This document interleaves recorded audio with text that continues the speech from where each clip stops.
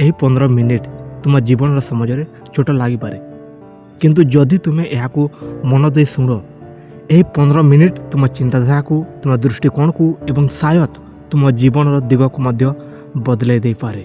କାହିଁକିନା ଜୀବନ ପ୍ରଥମେ ମନରେ ବଦଳେ, ପରେ ପରିସ୍ଥିତିରେ। ଯଦି ମନ ବଦଳିଲା, ଜୀବନ ବଦଳିବାକୁ ଡେର ଲାଗେନି। ତୁମେ କେବେ ଧ୍ୟାନ ଦେଇଛ କି 2 ଜଣ ଲୋକ ଗୋଟିଏ ପରିସ୍ଥିତିରେ ଥାନ୍ତି, କିନ୍ତୁ ଜଣେ ହାର ମାନେ ଓ ଅନ୍ୟ ଜଣେ ଜିତିଯାଏ। ତା'ର ତଫାତ ଶକ୍ତିରେ ନୁହେଁ, ଭାଗ୍ୟରେ ମଧ୍ୟ ନୁହେଁ, ସେ ତଫାତ ଥାଏ ଚିନ୍ତାଧାରାରେ। ଯେଉଁ ଲୋକ କହେ ମୋ ପାଇଁ ସମ୍ଭବ ନୁହେଁ, ସେ ସେଇଠି ରହିଯାଏ। ଯେ ଲୋକ କହେ ମୁଁ ଚେଷ୍ଟା କରିବି, ଯେ କହେ ମୁଁ କରିଦେବି, ସେ ଦିନେ ନା ଦିନେ କରି ଦେଖାଏ। ଦେଖ, ଜୀବନର ସବୁଠାରୁ ବଡ଼ ଯୁଦ୍ଧ ବାହାରେ ନୁହେଁ, ମନ ଭିତରେ ଚାଲେ। ତୁମର ସବୁଠାରୁ ବଡ଼ ଶତ୍ରୁ କୌଣସି ଲୋକ ନୁହେଁ, ସେଇ ଭଜ ଯାହା ତୁମକୁ କହେ ପାରିବୁ ନାହିଁ, ସେ ଡାଉଟ୍ ଯାହା କହେ ଯଦି ହାରିଗଲୁ କ'ଣ ହେବ। କିନ୍ତୁ କେବେ ଭାବିଛ କି ଯଦି ଚେଷ୍ଟା ନ କର ସେଇଟା କ'ଣ ହାର ନୁହେଁ? ଏ ପୃଥିବୀରେ ଯେତେ ସଫଳ ଲୋକ ହୋଇଛନ୍ତି, ସେମାନେ କୌଣସି ଅଲଗା ଗ୍ରହରୁ ଆସିନାହାନ୍ତି। ସେମାନେ ମଧ୍ୟ ତୁମ ବୋଲି ଡରିଥିଲେ, ଭୁଲ କରିଥିଲେ, ଅନେକ ଥର ହାରିଥିଲେ। କିନ୍ତୁ ସେମାନେ ଗୋଟିଏ ଜିନିଷ କରିଥିଲେ, ନିଜ ମନକୁ ହାରିବାକୁ ଦେଇନଥିଲେ। ଯେତେବେଳେ ସମସ୍ତେ କହୁଥିଲେ ହେବ ନାହିଁ, ସେମାନେ ମନରେ କହୁଥିଲେ ଦେଖିବା ହେବ କି ନାହିଁ। ତୁମର ମନ ଏକ ଜମି ଭଳି, ତୁମେ ଯେମିତି ଚାଷ କରିବ ସେମିତି ଫଳ ପାଇବ। ଯଦି ଭୟ, ନେଗେଟିଭ୍ ଭାବନା, ଅନ୍ୟମାନଙ୍କର ଖରାପ କଥା ରଖିବ, ତେବେ ଦୁଃଖ ଓ ନିରାଶା ହିଁ ଉଠିବ। ଯଦି ବିଶ୍ୱାସ, ପରିଶ୍ରମ ଓ ପଜିଟିଭ୍ ଭାବନା ରଖିବ, ତାହେଲେ ସଫଳତା ଓ ସନ୍ତୋଷ ଫୁଟିବ ହିଁ ଫୁଟିବ। ଅନେକ ଲୋକ କହନ୍ତି ମୋ ପାଖରେ ସୁଯୋଗ ନାହିଁ, କିନ୍ତୁ ସତ କଥା ହେଉଛି ସୁଯୋଗ ବାହାରେ କମ୍ ଥାଏ, ମନ ଭିତରେ ଅଧିକ ଥାଏ। ଯେତେବେଳେ ମନ ତିଆରି ହୁଏ, ସାଧାରଣ ସୁଯୋଗ ମଧ୍ୟ ବଡ଼ ହୋଇଯାଏ। ଯେତେବେଳେ ମନ ତିଆରି ନୁହେଁ, ବଡ଼ ସୁଯୋଗ ମଧ୍ୟ ଛୋଟ ଲାଗେ। ଆଜି ତୁମେ ଯେଉଁଠାରେ ଅଛ, ସେଇଟା ତୁମ ପୁରୁଣା ଭାବନାର ଫଳ। ଆସନ୍ତାକାଲି ଯେଉଁଠାରେ ରହିବ, ସେଇଟା ଆଜିର ଭାବନାର ନିର୍ଣ୍ଣୟ କରିବ। ଯଦି ତୁମେ ସବୁବେଳେ ଭାବୁଛ ମୋ ଲାଇଫ୍ ଏମିତି ହିଁ ରହିଯିବ, ତେବେ ସେହିପରି ରହିଯିବ। କିନ୍ତୁ ଯଦି ଆଜି ନିଷ୍ପତ୍ତି ନିଅ, ମୁଁ ନିଜକୁ ବଦଳାଇବି, ମୋ ଅଭ୍ୟାସକୁ ବଦଳାଇବି, ମୋ ଚିନ୍ତାକୁ ବଡ଼ କରିବି, ତେବେ ପରିବର୍ତ୍ତନ ନିଶ୍ଚୟ ହିଁ ହେବ। ଦେଖ, ତୁମେ ନିଜକୁ କମ୍ ଭାବନି। ଏକ ଛୋଟ ବୀଜ ମଧ୍ୟ ବଡ଼ ଗଛ ହୁଏ। ଆଜି ତୁମେ ଛୋଟ ଲାଗିପାର, କିନ୍ତୁ ତୁମ ଭିତରେ ଅସୀମ ଶକ୍ତି ଅଛି। ସମସ୍ୟା ହେଉଛି ଆମେ ନିଜ ଶକ୍ତିକୁ ଚିହ୍ନିବା ପୂର୍ବରୁ ହାର ମାନିଦେଉ। ଜୀବନ ସବୁବେଳେ ସହଜ ହେବ ନାହିଁ। କେବେ ଲୋକ ତୁମକୁ ବୁଝିବେ ନାହିଁ, କେବେ ତୁମ ପରିଶ୍ରମ ଫଳ ଡେରିରେ ମିଳିବ, କେବେ ଲାଗିବ ସବୁ ଭୁଲ ହେଉଛି। କିନ୍ତୁ ସେ ସମୟରେ ତୁମ ଚିନ୍ତାଧାରା ତୁମକୁ ଧରି ରଖିବ। ଯଦି ମନ କହେ ଏହା ମଧ୍ୟ କଟିଯିବ, ତୁମେ ଟିକି ରହିବ। ଯଦି ମନ କହେ ମୁଁ ଶିଖୁଛି, ପ୍ରତ୍ୟେକ ସମସ୍ୟା ଶିକ୍ଷା ଦେବ। ଅନ୍ୟମାନଙ୍କ ସହିତ ତୁମ ତୁଳନା କରନି। ପ୍ରତ୍ୟେକ ମଣିଷର ଜର୍ଣ୍ଣି ଅଲଗା। ତୁମେ ନିଜ ପଥରେ ଚାଲ।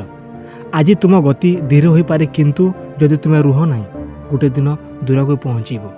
ସକାଳେ ଉଠିବା ସମୟରେ ନିଜକୁ କହ, ଆଜି ମୁଁ ଭଲ ଭାବିବି, ଭଲ କହିବି, ଭଲ କାମ କରିବି। ଛୋଟ ଛୋଟ ଭଲ କାମ ମିଶି ଗୋଟେ ବଡ଼ ଜୀବନ ତିଆରି କରେ। ଗୋଟିଏ ଭଲ ଅଭ୍ୟାସ ତୁମ ଦିନକୁ ବଦଳାଏ। ଏକ ଭଲ ଦିନ ତୁମ ଜୀବନକୁ ବଦଳାଏ। ମନେ ରଖ ଯେ ତୁମେ ଯାହା ଭାବୁଛ ତୁମେ ସେଇ ହେଉଛ।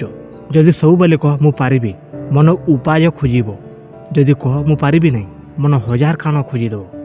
ଏ 15 ମିନିଟ୍ ପରେ ଯଦି ତୁମେ କେବଳ ଗୋଟେ ନିଷ୍ପତ୍ତି ନିଅ ଯେ ମୁଁ ନିଜ ଚିନ୍ତାକୁ ପଜିଟିଭ୍ କରିବି, ତେବେ ଏହି ସମାଜ ସଫଳ ହେବ। କାରଣ ଯେମିତି ଚିନ୍ତା ସେମିତି ହିଁ ଜୀବନ। ଗୋଟିଏ ଦିନ ତୁମେ ପଛକୁ ଦେଖିବ ଓ କହିବ ଭଲ ହେଲା ସେଇ ଦିନ ହାର ମାନିନଥିଲି, ଭଲ ହେଲା ମୁଁ ନିଜକୁ ବଦଳାଇଥିଲି, ଭଲ ହେଲା ମୁଁ ମୋ ମନକୁ ଶକ୍ତିଶାଳୀ କରିଥିଲି। ତୁମେ ଏହି ପୃଥିବୀରେ କିଛି କରିବାକୁ ଆସିଛ। ତୁମ ଜୀବନର ମୂଲ୍ୟ ଅଛି, ତୁମ ସ୍ୱପ୍ନର ମୂଲ୍ୟ ଅଛି। ସେଗୁଡ଼ିକୁ ଛୋଟ ଭୟ ପାଇଁ ଛାଡ଼ି ଦିଅନି। ଆଜିଠାରୁ ନିଜ ମନକୁ ଦୋସ୍ତ କର, ନିଜକୁ ଉତ୍ସାହ ଦିଅ, ନିଜ ଭୁଲରୁ ଶିଖ, ଆଗକୁ ଚାଲୁଥାଅ। ଧୀରେ ହେଲେ ମଧ୍ୟ ଚାଲ, କିନ୍ତୁ ରୁହ ନାହିଁ। କାରଣ ଜିତିଥିବା ଲୋକମାନେ ଅଲଗା କାମ କରନ୍ତି ନାହିଁ, ସେମାନେ କାମକୁ ଅଲଗା ଭାବରେ କରନ୍ତି। ଓ ଯେତେବେଳେ ଭାବନା ବଦଳେ, ଭାଗ୍ୟ ମଧ୍ୟ ବଦଳିଯାଏ। ଦେଖ, ଏହି ଶେଷ ମୁହୂର୍ତ୍ତରେ ମୁଁ ତୁମକୁ କେବଳ ଏତିକି କହିବାକୁ ଚାହୁଁଛି, ତୁମ ଜୀବନ ତୁମ ହାତରେ ଅଛି। ପରିସ୍ଥିତି ହାତରେ ନଥାଇପାରେ, କିନ୍ତୁ ସେ ପରିସ୍ଥିତିକୁ ତୁମ କେମିତି ଦେଖୁଛ ସେଇଟା ସମ୍ପୂର୍ଣ୍ଣ ତୁମ ହାତରେ। ଏବଂ ସେ ଦୃଷ୍ଟିକୋଣ ହିଁ ତୁମ ଭବିଷ୍ୟତ ଗଢ଼େ। ଆଜି ଯଦି ତୁମେ ଏଠାରେ ଦୁଃଖରେ ଅଛ, ହାରିଯାଇଦେବା ଭାବୁଛ, ନିଜକୁ କମ୍ ମନେ କରୁଛ, ତେବେ ମନେ ରଖ, ଏହା ତୁମ ଜୀବନର ଶେଷ ନୁହେଁ। ଏହା କେବଳ ଗୋଟିଏ ଅଧ୍ୟାୟ, ଗୋଟିଏ ଚ୍ୟାପ୍ଟର। ଏବଂ ଯେଉଁ ଅଧ୍ୟାୟ ଆଜି ଚାଲୁଛି, ସେ ଅଧ୍ୟାୟକୁ କେମିତି ଶେଷ କରିବ ସେଇ ନିଷ୍ପତ୍ତି ଆଜି ତୁମେ ନେଇପାର। ତୁମେ ଅନେକ ଥର ଭାଙ୍ଗି ପଡ଼ିଛ, ଅନେକ ଥର ଆଖିରେ ପାଣି ଆସିଛି, ଅନେକ ରାତି ନୀରବରେ କଟିଛି, କିନ୍ତୁ ଏହିସବୁ ସତ୍ତ୍ୱେ ତୁମେ ଏଠାରେ ଅଛ। ଏଇଟା ତ ହିଁ ପ୍ରମାଣ ଯେ ତୁମ ଭିତରେ ଶକ୍ତି ଅଛି। ଯେ ଲୋକ ସତରେ ଦୁର୍ବଳ, ସେ ଚେଷ୍ଟା କରିବା ପୂର୍ବରୁ ହାର ମାନିଯାଏ।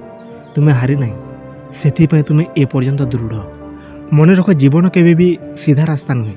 ଏଠାରେ ମୋଡ଼ ଅଛି, ଅନ୍ଧାର ଅଛି, କେବେ କେବେ ରାସ୍ତା ଦେଖାଯାଏ ନାହିଁ। କିନ୍ତୁ ଯେଉଁ ଲୋକ ଚାଲିବା ବନ୍ଦ କରେନି ସେ ଗୋଟେ ଦିନ ଆଲୋକ ପାଇଛି। ଧୀରେ ହେଉ କିନ୍ତୁ ରୁହନି। ଆଜି ଛୋଟ ପାଦ ଚାଲ, କିନ୍ତୁ ପଛକୁ ଫେରନି। ତୁମେ ନିଜକୁ ଯେପରି କଥା କହୁଛ ସେଇ କଥା ତୁମ ଜୀବନକୁ ଗଢ଼ୁଛି। ଯଦି ସବୁବେଳେ ନିଜକୁ କହ ମୁଁ କିଛି ନୁହେଁ, ତେବେ ମନ ସେହିପରି ବିଶ୍ୱାସ କରିନେବ। କିନ୍ତୁ ଯଦି ଆଜିଠାରୁ କହ ମୁଁ ଶିଖୁଛି, ମୁଁ ବଢ଼ୁଛି, ମୁଁ ଗୋଟେ ଦିନ ନିଶ୍ଚିତ ପାରିବି, ତେବେ ମନ ନୂତନ ରାସ୍ତା ଖୋଜିବା ଆରମ୍ଭ କରିଦେବ। ତୁମେ ଅନ୍ୟମାନଙ୍କ ପଛରେ ଦୌଡ଼ିବା ଛାଡ଼। ସମାଜ ସମସ୍ତଙ୍କ ପାଇଁ ଏକ ରକମ ନୁହେଁ। କେହି ଆଗରୁ ପହଞ୍ଚେ, କେହି ଡେରିରେ। ଗୁରୁତ୍ୱପୂର୍ଣ୍ଣ ହେଉଛି ତୁମେ ପହଞ୍ଚୁଛ କି ନାହିଁ। ତୁମ ଜର୍ଣ୍ଣିକୁ ସମ୍ମାନ ଦିଅ। ତୁମର ସଂଘର୍ଷକୁ ଲଜ୍ଜା ମନେ କରନି, କାରଣ ସେହି ସଂଘର୍ଷ ହିଁ ଆଗାମୀ ଶକ୍ତି ହେବ। ଆଜି ତୁମ ଜୀବନରେ ଯଦି କେହି ବିଶ୍ୱାସ କରୁନାହାନ୍ତି, ତେବେ ମଧ୍ୟ ଚିନ୍ତା କରନି। ଅତି କମ୍ରେ ଗୋଟିଏ ଲୋକ ତୁମ ପାଇଁ ବିଶ୍ୱାସ କରିବା ଦରକାର। ସେହି ଲୋକ ହେଉଛ ତୁମେ ନିଜେ। ଯେଉଁଦିନ ତୁମେ ନିଜ ପାଖରେ ଠିଆ ହୋଇଯିବ, ସେଦିନ ଦୁନିଆର କଥା ଛୋଟ ଲାଗିବ। ଜୀବନ ତୁମକୁ ଭାଙ୍ଗିବା ପାଇଁ ଚେଷ୍ଟା କରିବ, କିନ୍ତୁ ତୁମେ ଭାଙ୍ଗିଗଲେ ହିଁ ଗଢ଼ି ଉଠିବ। ସେଇଟା ତୁମ ନିଷ୍ପତ୍ତି। ପ୍ରତ୍ୟେକ ପଡ଼ିବା ତୁମକୁ ଶିଖାଏ କେମିତି ଆଉ ଥରେ ଠିଆ ହେବା।